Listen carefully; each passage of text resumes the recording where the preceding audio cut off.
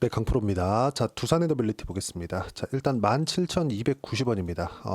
목요일 대비해서 한 3% 정도 떨어져 있는 그런 상황인데, 자, 지금 이걸 보셔야 돼요. 두산 에너빌리티가 원전 그 관련된 내용으로 인해서 상승을 한 것은 맞습니다. 근데 그 원전에 대한 내용이 윤석열 정부가 취임 초기부터 이야기를 해왔었던 내용이고, 올해 들어서 체코 원전 수주나 이런 부분들에 대한 성과도 있는 것은 맞습니다. 근데 이걸로 인해서 주가가 올랐다고 보기에는 무리가 있다. 만약에 정부 정책적인 부분으로 인해서 상승이 나왔다면 22년도나 23년도부터 시세가 진행됐어야 되는데, 정확하게 시세는 24년도에 진행이 된 부분이 있고요. 그리고 이런 부분에 맞춰서 본다면, 그쵸? 두산도 마찬가지고요. 우리 기술도 마찬가지입니다. 그렇죠? 지금 이런 상황이다. 근데 그럼 중요하게 봐야 될 게 뭐냐? 미국에서 원전에 대한 수요가 계속해서 늘어날 수밖에 없다는 그런 부분들이 있고, 빅테크들도 지금 이 전력 부족 사태를 해결을 해야 되잖아요. 왜? AI 시대가 도래한 것은 맞으니까. 제가 누차 말씀드렸지만 원전 같은 경우에는요, AI 에너지라고 불려야 될 수밖에 없는 그런 상황이다. 무엇보다 탄소 배출을 낮추는 게 아니라 그냥 없애면서 가장 효율적인 에너지를 만드는 유일한 방안이 그겁니다. 자, 근데 이걸 보자고요. 지금 미국에서 에너지 부족 사태를 해결하기 위해서 가장 먼저 선행적으로 조치를 취하고 있는 게 인프라 투자입니다. 인프라 투자. 인프라가 어떤 인프라냐? 보세요. 한국에서 수출 규모를 보면 반도체 다음으로 지금 높게 책정이 되어 있는 게 변압기입니다. 변압기에 대한 수요는 미국입니다. 자, 그럼 우리가 한번 생각해 보자고요. 미국에서 변압기를 가져가서 뭐 하겠습니까? 인프라 투자하는 거예요. 인프라 투자를 왜 합니까? AI 시대가 왔기 때문입니다. 딱 여기까지만 생각하시면 되는 거예요. 근데 최근에 하락하고 있는 부분은 어떤 것 때문이냐? 정치적인 불안 요인 때문에 그렇습니다. 이거는 사실상 이 부정할 수가 없는 그런 부분이죠. 그럼 이런 부분은 어떻게 해결이 될 수 있겠느냐? 시간이 약입니다. 자, 그런데 중요한 게 있습니다. 지금 계엄 사태가 터지고 나서 두산 에너빌리티의 주가가 이렇게 되어 있잖아요. 이걸 가지고 정치적인 불확실성 때문이다 이렇게 보시는 분들이 있을 것 같아요. 근데 우리가 역으로 한번 생각해 볼 필요가 있습니다. 어떤 이야기를 드리려고 하는 거냐? 자, 비상계엄 사태가 터지고 나서 정책 동력을 잃었다는 내용들 때문에 주가가 하락했어요. 근데 이 하락하는 부분에서 정치적인 리스크가 없었다? 이렇게 보기는 어렵겠죠. 근데 두산 에너빌리티를 포함해서 두산까지 그리고 우리기술까지 그렇죠? 5월, 6월, 7월 그리고 이때 전체적으로 24년도에 상승했었던 그런 부분들이 정책 관련된 내용은 아니라는 겁니다. 미국에 대한 수요 때문에 그래요. AI 시대가 왔기 때문에 그렇습니다. 근데 이런 부분이 한국의 정치적인 좀 그런 불확실성이나 이런 부분들 때문에 없어지거나 상황이 바뀌거나 하지 않는다는 겁니다. 이 부분에 대해서 이야기를 드리는 거예요. 근데 결과적으로 보면 하락했죠. 그렇죠? 하락했습니다. 하락하는 과정에서 주식 매수 청구권에 대한 부분을 커버할 수 없다는 이유를 들면서 지금 두산 에너빌리티 측에서 일단 분할 합병은 취소했어요. 못하는 부분이 된 거죠. 그러면서 지금 거의 주주들을 협박하고 있는 그런 상황입니다. 오늘 이 뉴스를 보고 조금 어이가 없어서 영상을 만들게 됐고요. 그리고 그 부분에 대해서 제가 이야기를 드리도록 하겠습니다. 자, 내용 보시면 분할 합병 무산 두산 에너빌리티 2년간 7천억 원에 대한 투자 계획 차질이 온다. 이런 내용이에요. 자, 밑에 보시면 뭐 여러 이야기가 있지만 중요한 내용만 딱딱 찝어서 이야기를 드리겠습니다. 그리고 제가 이야기를 드리고자 하는 건 핵심부터 말씀드리면요. 두산그룹에서 에너빌리티에서 로보틱스로 밥켓을 보내기로 했죠. 그러면서 에너빌리티에서는 1조 2천억 정도의 현금 확보를 하는 게 목적이었고, 이 현금 확보로 인해서 뭘 합니까? 그쵸? 새로운 투자, SMR을 비롯한 원전 관련된 그쵸? 클린 에너지 부분에 새로운 투자를 하겠다. 그래서 2027년이나 28년부터는 2천억 원의 초과 이익을 얻을 수 있는 상황을 만들겠다. 이 부분입니다. 근데 분할 합병이 취소되었기 때문에 그쵸? 이런 부분에 대한 차질이 생겼다. 투자자들도 알고 있어라. 이딴 식으로 말을 해놨어요. 그 내용에 대해서 쭉 보면 여러 가지 좀 꼬아서 이야기를 해놓는데, 자 보세요. 두산 에너빌리티가 밥캣을 떼어내서 로보틱스로 이전하는 내용의 지배구조 개편을 철회했다. 여기까지 밝혀진 거죠. 그리고 2년 동안 원전 등에 7천억 원을 투자하겠다고 밝혔지만 이에 따라 향후 계획도 차질을 빚게 됐다. 왜? 7천억 원을 투자할 수 있는 재원 마련이 분할 합병이 안 됐으니까 없어졌다는 이야기잖아요. 절대 아니죠. 그쵸? 왜 아닌지도 이야기를 드릴 겁니다. 그리고 여기 10일 현재 진행하고 있는 분할 합병 절차를 중단하고 10일 날 발표가 나왔으니까 두산 로보틱스와 분할 합병 계약 해제 합의서를 체결했다. 이에 향후 예정된 모든 분할 합병 관련 사항은 취소됐으니 투자자들은 유의하기 바란다. 조심하라는 이야기죠. 제가 아까 전에 얘기했었던 거. 그리고 에너빌리티는 자회사 밥캣을 떼어내 로보틱스로 이전하는 지배구조 개편 작업을 벌이고 있었는데 이를 통해서 밥캣의 차입금 약 7천억 원을 이전하고 밥캣에서 차입금이 7천억 원이 있었는데 7천억 원을 가져가니까 로보틱스에서 아니 그럼 로보틱스는 망하겠네요. 로보틱스는 적자인데 7천억을 떠안으면 이 자체가 성립이 안 되는 거죠. 그럼 반대로 밥캣에서 벌어들이고 있는 1조 원 정도의 이익은 이건 어떻게 되는 겁니까? 이거는 대주주 말고는 모두 다 죽는 판을 짠 거죠. 대주주는 상관없죠. 그렇죠? 에너빌리티는 당연히 성장산업군으로 지금 묶여 있으니까 이쪽에서 뭘 떼어낸다고 한들 에너빌리티에 대한 존속 여부는 상관이 없죠. 그러니까 실적에 대한 개선 여부가 상관이 없는 거예요. 왜? 어차피 주가는 성장하는 부분을 앞세워서 주가가 올라갈 수밖에 없기 때문에 그러면 밥캣을 떼어내서 로보틱스 쪽으로 가면 밥캣에서 가지고 있는 여기서 말하는 거면 7천억 원을 이전하는 거니까 밥캣에서 떼어가지고 로보틱스 가면 로보틱스는 일단 문제가 되는 건데 그럴 것 같으면 떼어낼 필요가 없겠죠. 에너빌리티는 돈을 벌고 있었다는 얘기가 되니까. 근데 지금까지 탈원전 이 정책 기조를 계속해서 이어오고 있었죠. 그렇죠? 2022년 전까지. 그러면 탈원전에 대한 부분에 있었을 때 버티고 있었던 건 뭐 때문이냐? 밥캣에서 벌어왔었던 돈입니다. 그러면 밥캣에서 가지고 있는 차입금 7천억 원은 이건 왜 차입을 하게 된 거냐? 신용등급이 되니까 차입을 하게 된 겁니다. 그러니까 이 자체가 그냥 말이 안 되는 거예요. 그리고 비핵심 자산인 두산 큐벡스, D20 등을 매각해서 현금 5천억 원을 확보한 뒤 1조 원 이상의 투자 여력을 마련할 계획이었다. 정말 어이가 없는 얘기들을 하고 있는 겁니다. 그러니까 제가 지금 얘기하고 있는 것에 대해서 그동안 제가 말씀드렸었던 내용에 대해서 그냥 이 두산그룹 내에서는 거의 협박조로 하고 있는 거죠. 내 맘대로 안 됐으니까. 그렇죠?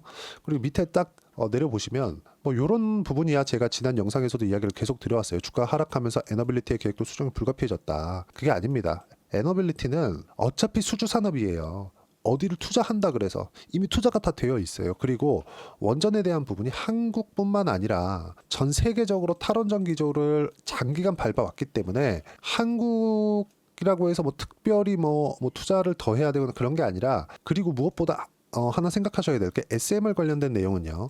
설계는 미국에서 합니다. 설계 기업이 뉴스케일 파워예요. 그리고 뉴스케일 파워가 어쩔 수 없이 업을 할 수밖에 없습니다. 그리고 일정 부분에 대한 로열티 지급까지 있어야 되기 때문에 왜 그 기본 설계 구조를 가지고 있기 때문에 이건 어쩔 수가 없는 거예요. 이 부분에 대해서 우리가 생각을 한 번만 해본다면 이거는 진짜 말도 안 되는 소리다. 혹시라도 분할 합병 철의 배경으로 내가 매도를 한다면 절대 매도하시면 안 되고요. 그리고 무엇보다 이런 내용들 있잖아요. 투자 계획도 어긋나게 됐다. 이것도 완전히 잘못된 내용이다. 그리고 한 가지 이 걱정을 하시는 분들이 있는 것 같아요. 이 기사의 내용처럼 지금 어떻게 끌고 가고 있냐면 7천억 원을 투자하고 뭐 앞으로 뭐 1조 이상의 이 그 투자 계획이 다 어그러졌으니까 어쨌든 자금을 마련해야 될 거 아닙니까? 그렇죠? 그 마련하는 과정에서 유상증자를 할 수 있다. 이런 부분은 나오기가 어렵습니다. 왜 나오기가 어려운지도 이야기를 드릴 텐데 간단하게 말씀드리면 그렇죠? 에너빌리티에서 가지고 있는 두산에 대한 지분이 30%입니다. 그럼 국민연금에서 가지고 있는 게 6%예요. 합치면 36%죠. 이 30%를 실권주를 내고 나서 만약에 7천억을 땡기기 위해서 1조 원 유상증자를 하는데 30%를 그냥 실권주로 넘겨버려요. 왜? 3천억을 두산에서 갖고 와야 되니까. 그렇죠? 만약에 그럴 것 같았으면 지금 이런 분위기였으면 두산의 주가가 합병 철회와 함께 올라가지 않았을 겁니다. 이 부분에 대해서 생각을 해보셨으면 좋겠고요.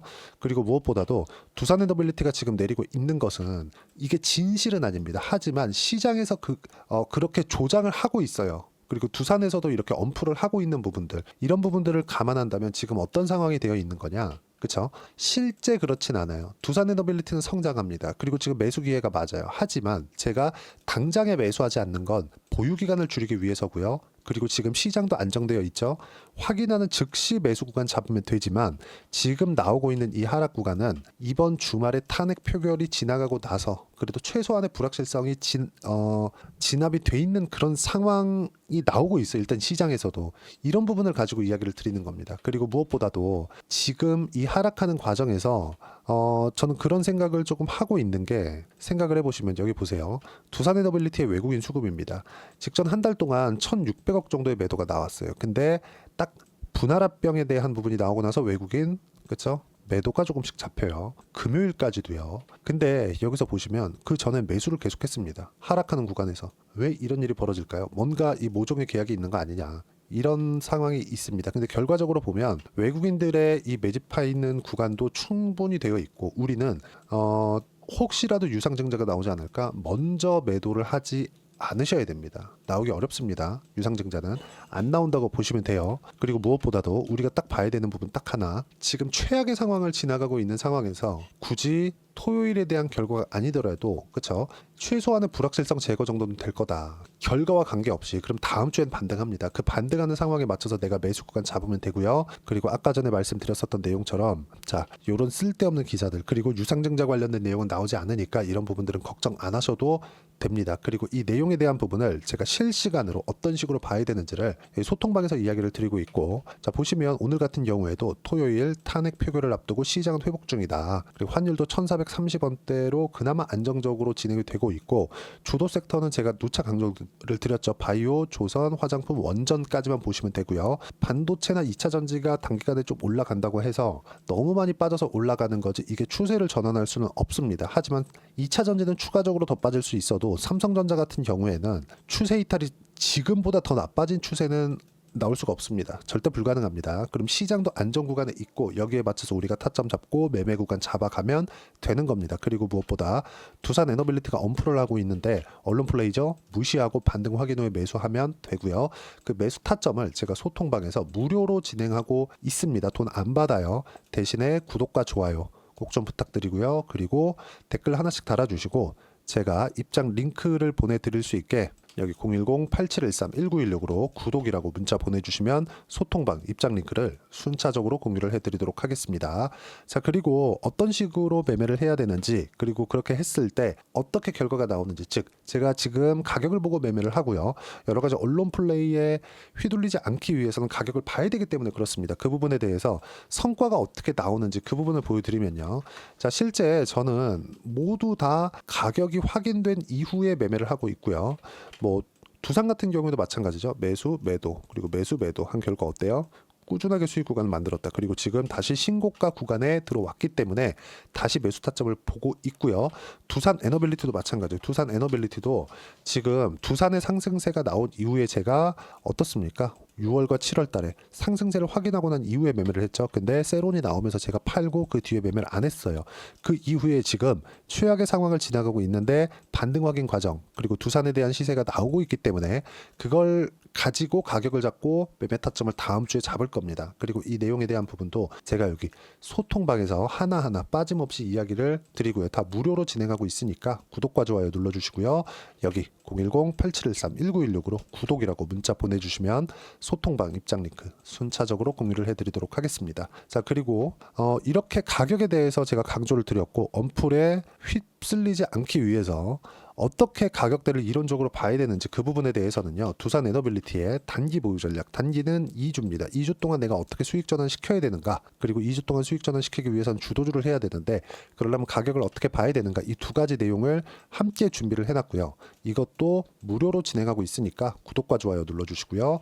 여기 010-8713-1916으로 두산 에너빌리티라고 문자 보내주시면 가격, 단기 보유 전략 함께 공유해드리도록 하겠습니다. 자, 정말 어려운 시장이 지나가고 있는데 이번 주를 지나면서 화수, 목, 금 대부분 회복 구간에 들어와 있다고 봐도 됩니다. 다음 주에는 불확실성이 더 제거될 거고 시장도 안정화가 되면서 두산 에너빌리티도 상승할 수 있어요. 그 구간에서 어떤 식으로 우리가 가격 판단을 하고, 그리고 연초까지 해서 어떤 종목을 잡아야 내가 시장보다 더 높은 수익을 낼 수 있을까, 딱 한 종목만 제가 준비를 해놨으니까 영상 끝까지 시청하시고요. 모든 분들이 성공 투자하셨으면 참 좋겠습니다. 네, 4분기가 돼도 시장의 회복세가 나오지 않고 있습니다. 미증시는 계속해서 좋은데 한국 시장은 어려운 구간이 계속됩니다. 이 가운데서도 영상을 끝까지 시청해 주시는 분들을 위해서 제가 4분기 그리고 25년 1분기까지 주도할 수 있는 주도주를 준비를 해왔습니다. 같이 공유를 해드릴 거고요. 이런 부분들을 제가 계속 같이 매매를 하고 있습니다. 자, 내용 보시면 1분기와 2분기 그리고 1분기부터 3분기 지금까지도 강세를 보이고 있는 알테오젠과 같은 종목군들 다 제가 매매를 해왔었던 종목군들이고요. 최근 오픈까지도 매매를 같이 해오고 있습니다. 자, 저는 가장 투명하게 공개를 하고 있죠. 제가 매매하는 내용들을 다 오픈을 해서 이야기를 드리고 있습니다. 실제 제 계좌 수익률들이고요. 이런 부분들을 어떤 식으로 내는지를 이해하고 파악해야 되는 게 중요합니다. 자, 내용 보시면 HLB 어떻습니까? 상승하는 구간에 매매한 결과 31.9%의 수익 구간 1월 달입니다. 그쵸? 이걸 제가 5월 달까지 매매를 꾸준하게 해왔고 마지막 매매는 6월 달에 끝냈습니다. 하한가 두 방을 피하고 다시 마지막에 그쵸 20% 정도 수익 구간까지 이 부분도 확인시켜 드릴게요. 알테오젠 같은 경우에는 여기 5월과 6월 달에 매매한 내용인데 매수 타점을 2번 잡았죠. 그리고 매도를 4번 잡은 결과 33%의 수익 구간 한 군데에서만 이렇게 나온 거고 이 부분을 다시 한번 확인해 보면 자 알테오젠을 한번 쳐보겠습니다. 알테오젠 딱 쳐보면 제가 여기 2월과 3월 달 그리고 5월과 6월 달 그리고 9월 달까지 매매 구간을 꾸준하게 만들어 왔죠.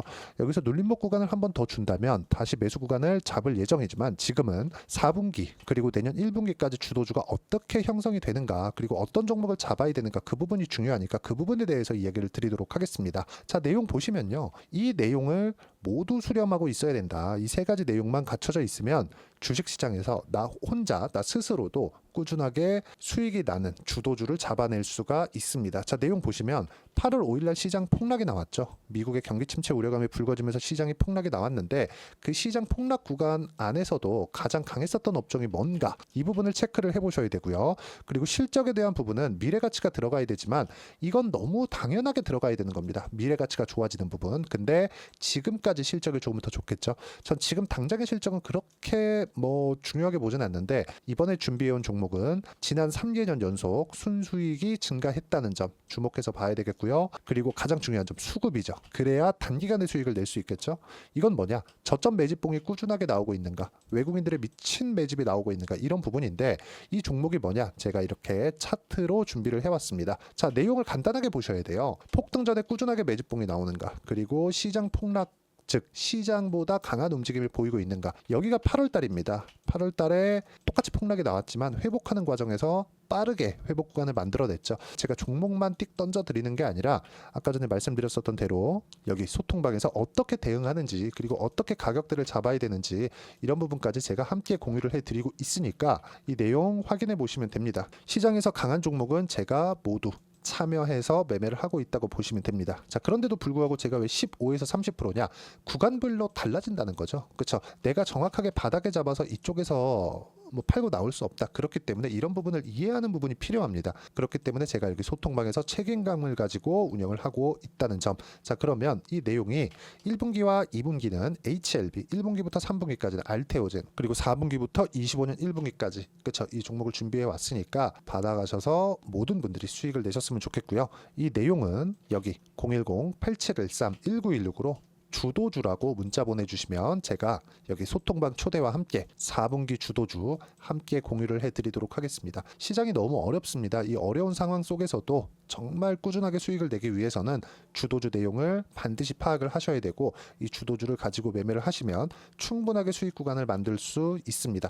허황되게 50%, 100% 이런 식으로 이야기 드리지 않습니다. 그리고 이 내용을 꾸준하게 내가 실현시켜 갈 수 있는가 이런 부분이 너무 중요합니다. 이 내용에 대해서도 제가 소통방에서도 이야기를 드리겠지만 이 종목 딱 받아가셔서 한번 경험해 보시면 완벽하게 주도주 매매만 하실 수 있을 거니까 이 내용 010-8713-1916으로 주도주라고 문자 보내주시면 제가 소통방 초대와 함께 주도주를 확인시켜 드리도록 하겠습니다. 타점이나 그런 부분까지 함께 제가 공유를 해 드릴 테니까 받아가셔서 충분한 수익 내셨으면 좋겠습니다.